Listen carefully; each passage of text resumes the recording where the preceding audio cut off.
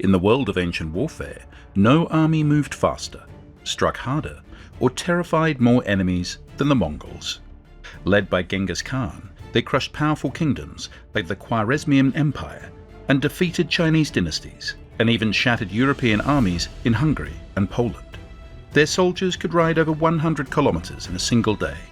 Their campaigns stretched from the Pacific Ocean to the heart of Europe, changing history with terrifying speed. Entire cities surrendered without a fight. Armies fled before a single arrow was fired. But how did a force of nomadic horsemen rise to dominate the known world? Welcome to the Mongol army's craziest battle tactics. Let's start with one of the most unusual and effective tactics the Mongol army ever used. They feigned retreat, a battlefield maneuver that confused and destroyed many armies that believed they were on the verge of victory. The tactic began with a small group of Mongol riders initiating an attack. They would fire arrows, make noise, and appear as if they were preparing for battle, and then suddenly turn and withdraw. To the enemy, it looked like a disorganized retreat. In reality, the Mongol force was following a carefully planned strategy. As the riders pulled back, they lured the enemy into chasing them. The pursuing army often believed they had caught the Mongols off guard and saw an opportunity to strike. Commanders would order a full pursuit, hoping to break the Mongol formation and finish the fight quickly, but this decision, made in confidence, led them straight into danger. The Mongols would lead the enemy across rough terrain or deeper into unfamiliar territory. The longer the chase continued, the more the pursuing army became disorganized. Units were stretched thin, communication became difficult, and soldiers lost contact with their main lines. Once the enemy was far enough from their starting position and their formation was broken, the Mongols would regroup. At that moment, hidden forces, sometimes placed in advance along the route, would appear from the sides or behind. The retreating unit would turn and rejoin the fight, and the Mongol army would launch a sudden and coordinated counterattack. Because of their mobility, training, and discipline, they were able to surround the enemy quickly and attack from multiple directions. The tactic was used successfully in several battles, but one of the most striking examples is the Battle of the Kalka River in 1223. Following the destruction of the Khwarezmian Empire, the Mongols gained access to the Caucasus and terrorized the region. The generals Jebe and Subutai were granted permission to venture further north. Having heard tales of horror of cities sacked and armies massacred, the princes of Kievan Rus formed a coalition and gathered an immense army. The Mongols lured the Rus and Kipchak warriors into a long pursuit. After 9 days, the Mongols stopped and attacked. The enemy army, no longer in formation and far from support, found themselves with their backs to the Kalka. Their defeat was absolute. Sources vary greatly on the number of casualties, putting the number somewhere between 10,000 and 80,000 for the Rus forces. But all agree that their grand army was nearly wiped out when the Mongol losses were insignificant. Many of the Rus leaders were captured. During the Mongols' victory feast, they were granted a bloodless execution, an honor traditionally reserved for nobility, and were buried alive under the Mongol general's victory platform.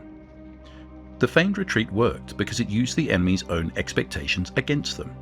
Mongol commanders understood how opposing generals would think and react in moments of apparent success. By controlling the flow of the battle, they created the illusion of weakness and used it to set a trap. The next crazy tactic that helped the Mongol army dominate their enemies wasn't based on strength or numbers.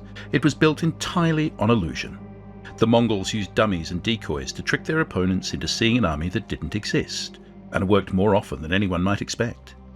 These were not random scarecrows tossed onto a battlefield.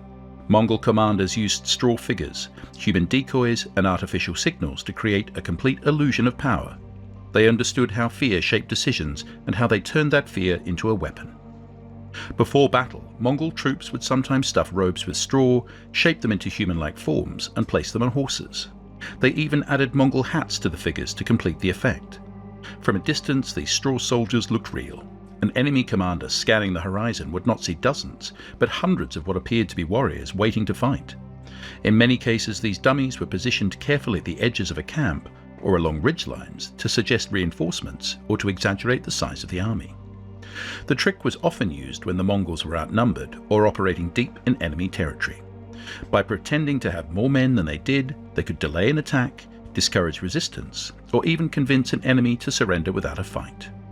The deception worked best when paired with other false signals, such as extra campfires at night or columns of riders kicking up dust to mimic the movement of large forces. In some battles, the Mongols even created fake camps. They were set up in places where enemy scouts would easily find them. They might include abandoned gear, half-burned fires, or figures positioned as if guarding supplies. These camps misled enemy scouts into thinking the Mongol army was in one place, when in fact the real force was already on the move, preparing for a surprise attack elsewhere. What made this tactic especially effective was how subtle it was. There was no direct confrontation, no show of force. Instead, the Mongols let the enemy scare themselves. They planted the image of a huge army and let fear do the rest. Historical records mention such tactics being used across Eastern Europe and Central Asia. At the Battle of Moe in 1241, Mongol movements confused Hungarian forces with false signals and misdirection. Facing the forces of King Bela IV of Hungary, who held a strategic position in a fortified camp on the Seja River, the Mongols under Subutai and Batu knew that a direct assault would be costly. After failing to secure the existing bridge over the Sajo, they used fake soldiers to their enemy's attention there. Meanwhile, the Mongols sent men to build a makeshift bridge over a different section of the river. Subutai led a force across and encircled the Hungarian army, which retreated to their fortifications. Surrounded by a swift, well-supplied army with excellent firepower, Bela's force was ultimately annihilated when they attempted to flee, though the king himself did manage to escape. During the fight, the Mongols needed to move fast, strike hard, and change direction at a moment's notice. But to do that, they needed one thing above all: communication. Without clear and instant coordination, their fast-moving armies would have turned into chaos. What they built instead was one of the most advanced battlefield communication systems of their time. Genghis Khan understood that an army spread across miles of open terrain could not rely on shouting or chants. Orders needed to move faster than the enemy, so the Mongols developed a two-part solution, one for long-distance communication across the empire, and one for battlefield coordination during the heat of battle. The long-distance system was called the Yam, or Ortu. It was a chain of relay stations placed along major routes, each about 20 to 30 miles apart. At each station, a fresh horse and a rested messenger were ready to carry a message to the next stop. This allowed information to move at remarkable speed across thousands of kilometers, something no other empire at the time could match. It helped generals stay in touch with the capital, armies stayed informed about each other's movements, and rulers make decisions based on real-time reports from distant lands. In many ways, it was a military internet before electricity. But fast couriers were only part of the system. On the battlefield itself, where seconds mattered, the Mongols used a combination of visual and audible signals. Flags were waved to direct formations. Whistling arrows, specially designed to emit a high-pitched sound, were fired into the sky to send commands that could be heard by troops even in the middle of a noisy charge. At night, torches served the same purpose, lighting up in patterns to deliver orders. In some cases, drums may have been used to signal formations or the timing of an attack. What made this system especially effective was how it worked with their strict discipline. Under the Mongol legal code, the Yasa, soldiers were required to follow orders instantly and without question. If a signal was misunderstood or ignored, the punishment could be death, not just for the individual, but for their entire unit. This level of discipline ensured that even complex battlefield maneuvers like encirclements or feigned retreats could be carried out precisely. Genghis Khan didn't just build an army, he built a system. At the center of that system was the Tumen, a military unit made up of 10,000 soldiers organized with such precision that it could operate like a machine even during the chaos of battle. The idea behind the Tumen was simple but powerful. Genghis Khan divided his army using a strict decimal structure. 10 men made a squad, which was arvat. 10 squads made a company, which was zut. 10 companies made a battalion, which is mingan, and 10 battalions formed a tumen. This hierarchy allowed every soldier to know exactly who they reported to and who followed their orders. It also made their communication faster, discipline tighter, and mistakes less likely to spiral out of control in the middle of a fight. Each tumen was led by a commander called a tumen unoyan. This was not a title given based on noble birth or family connection. It was earned. Genghis Khan promoted men based on skill, loyalty, and leadership, a policy that shocked other rulers at the time but created a much more effective army. Every leader in the system had full control over their level of command and could adapt quickly during battle without waiting for instructions from above. But the Tumen wasn't a fighting force, it was a mobile society. The same structure was used to organize families, workers, and supplies.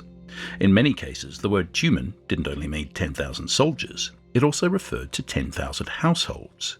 This overlap between civilian life and military life helped the Mongols move fast, travel far, and stay organized no matter where they went. A typical Mongol army might consist of 3 Tumens, sometimes fewer, sometimes more. But even a single Tumen, when trained properly, could launch a full campaign on its own. In many battles from Central Asia to Eastern Europe, a well-commanded Tumen moved like a coordinated swarm, splitting into flanking groups, forming encirclements, or launching head-on assaults with terrifying speed. What made the Tumen tactic especially dangerous was how subtle its power was. To an outsider, it looked just like another large army, but behind the surface was a perfectly layered command system where every group was flexible, efficient, and built to survive under pressure. If you think riding a horse during battle is hard, you'll be surprised to learn that the Mongols didn't just ride. They shot arrows with deadly accuracy while galloping at full speed. Their horse archers were one of the most feared forces in military history, and their tactics were far more complex and subtle than most people realize. Each Mongol warrior was more than just a soldier. He was a skilled rider, a trained archer, and a strategist in motion. The foundation of Mongol battlefield power came from their speed and their ability to strike without warning, then disappear before the enemy could respond. One of their most effective techniques was the hit-and-run attack.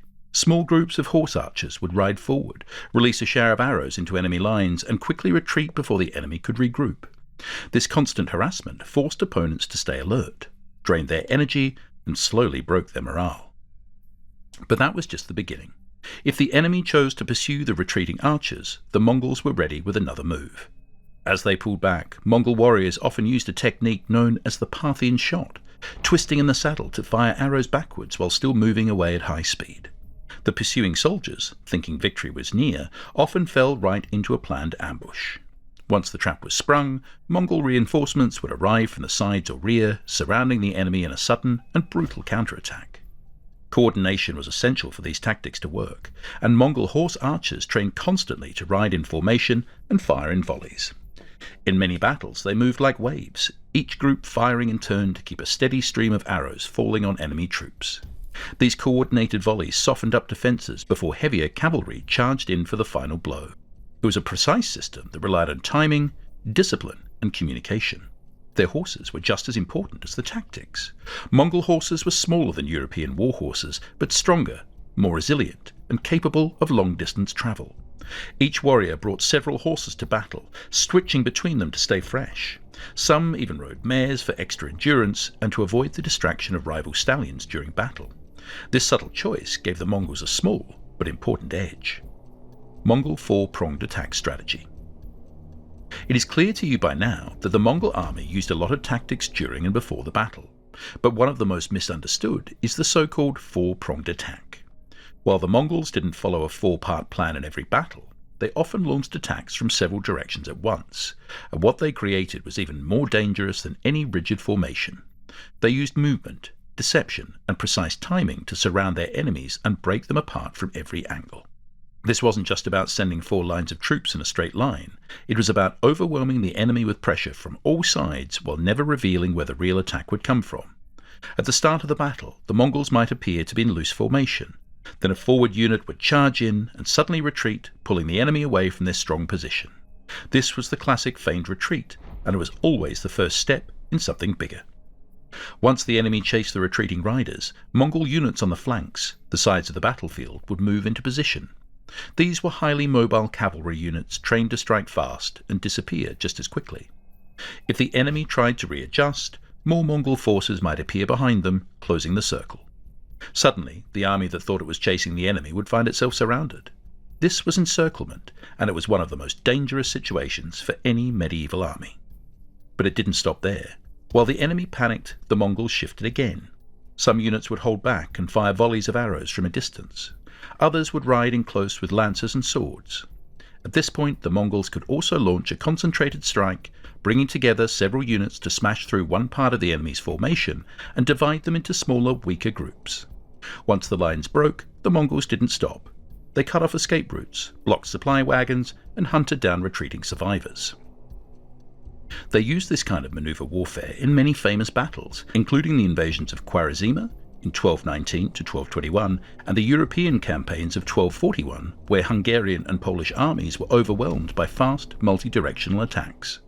The Mongols studied their enemy, chose the right moment, and struck from every direction at once.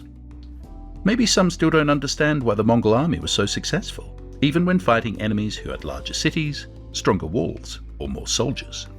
The answer lies not just in their weapons or their horses, but it also lies in something far more subtle: their spies. Genghis Khan turned intelligence gathering into a silent weapon, one that shaped the outcome of battles long before the first arrow was ever fired. Years before an actual invasion, Mongol spies were already at work. Some were disguised as merchants, moving between cities, trading goods and gathering vital information without raising suspicion. Others were defectors, former soldiers or prisoners who had switched sides and were now working for the Mongols. These individuals provided not just maps and reports, but personal knowledge about how enemy armies thought and moved. Spies would study more than just the land. They learned about the leaders of enemy cities, who was loyal, who was greedy, and who might be convinced to switch sides. They listened to local gossip, watched the reactions of civilians, and reported on the smallest details. This intelligence helped the Mongols know when to attack, where to strike, and who might be persuaded not to resist at all. One of the cleverest uses of these spies was for psychological warfare. Mongol agents spread rumors ahead of the army's arrival. They told terrifying stories about cities that had been destroyed, commanders who had surrendered and still been executed, and entire populations wiped out. Sometimes these stories were true. Other times they were designed to make enemies so afraid that they surrendered without a fight. It was a quiet but deadly tactic that wore down enemy morale before the battle even began.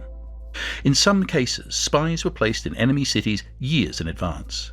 They lived quietly, earned trust and waited. When the time came, they opened gates, sabotaged defences, or passed on critical messages. This level of long-term planning was rare in medieval warfare and gave the Mongols a major advantage. Genghis Khan didn't just use spies randomly. He created a structured network of intelligence with messages passed efficiently and securely along great distances.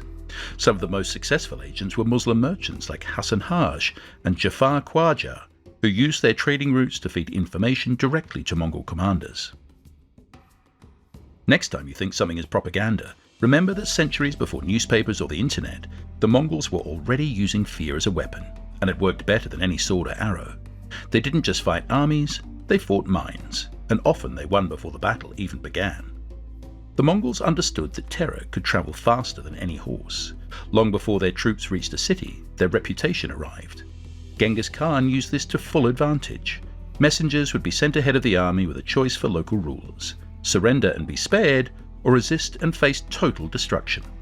The threat was real, but the stories that followed were designed to be even more terrifying. After destroying a city, the Mongols sometimes left survivors alive on purpose. These people were allowed to flee and carry news of what had happened. They described towns reduced to ashes, streets filled with bodies, and leaders executed in front of their own people. These survivors became living warnings. As their stories spread, the fear grew. In many cases, Mongol agents helped these stories travel further and faster. They whispered rumors into marketplaces. They claimed that Mongol armies had hundreds of thousands of warriors, even when the actual numbers were smaller. They said the Mongols never left anyone alive, a tactic meant to push terrified defenders into surrendering without a fight. During the Mongol campaigns in the Islamic world, especially during the already mentioned invasion of Khwarezma, this tactic worked to devastating effect. When the city of Nishapur resisted, it was destroyed, and survivors described the slaughter in brutal detail. After that, cities like Herat and Balkh chose to surrender immediately, hoping to avoid the same fate. The Mongols accepted these surrenders, sometimes sparing the cities, other times destroying them anyway, but the decision always rested with them. Fear became one of their strongest tools. In 1241, during their invasion of Europe, entire towns in Poland and Hungary were abandoned before the Mongols even arrived. Soldiers deserted their posts, local lords tried to escape. In some cases, the only thing Mongol scouts found were empty cities and silent walls. This was not accidental. The Mongols planned every part of it. They used psychological warfare to weaken their enemies from within. They knew that once fear took hold, people made poor decisions, and those decisions made the Mongols' job easier.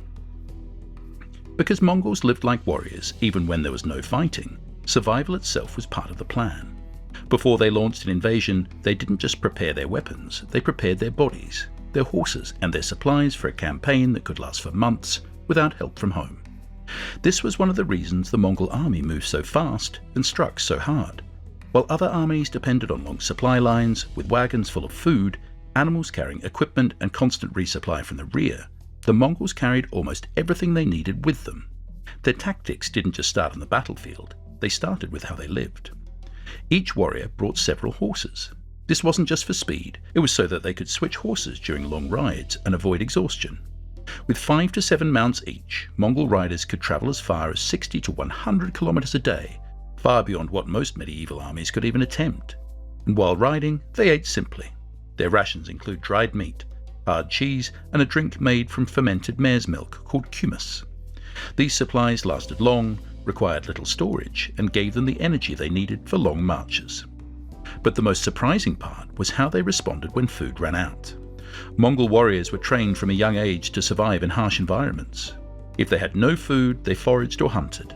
If even that was not possible, they would bleed their horses, making a small cut in the vein and drinking the blood mixed with water to stay alive. This may sound brutal, but the horse survived, and the warrior could keep moving. Because of this approach, the Mongol army didn't slow down when it entered enemy territory. They didn't need waiting caravans or local support, they simply lived off the land. In a campaign like the invasion of Khwarezma, this gave them an incredible advantage. Rather than facing the fortified cities blocking the route south into the empire's heartland, which the Khwarezma Shah and his advisors believed the Mongols would use, Genghis Khan instead took his army of some 50,000 men some 300 miles southwest through the harsh Kizilkum Desert. The desert was considered impassable, the maneuver unthinkable. When the Mongols arrived at the gates of Bukhara without warning, the lightly defended city was quickly overwhelmed, looted, and razed to the ground. Genghis Khan could now approach the Khwarezmian capital of Samarkand from the west, bypassing many of his enemy's most effective defensive positions. So the key to the Mongol military success wasn't just one tactic, one weapon, or one brilliant leader. It was the combination of everything you've seen: discipline, deception, speed, survival, fear, communication, and flexibility. Every part of their strategy worked together like pieces of a larger machine, making the Mongol army nearly impossible to stop. From feigned retreats to living off the land, their methods made them terrifying opponents and changed how warfare was fought. Do you know any other Mongol tactics we haven't covered?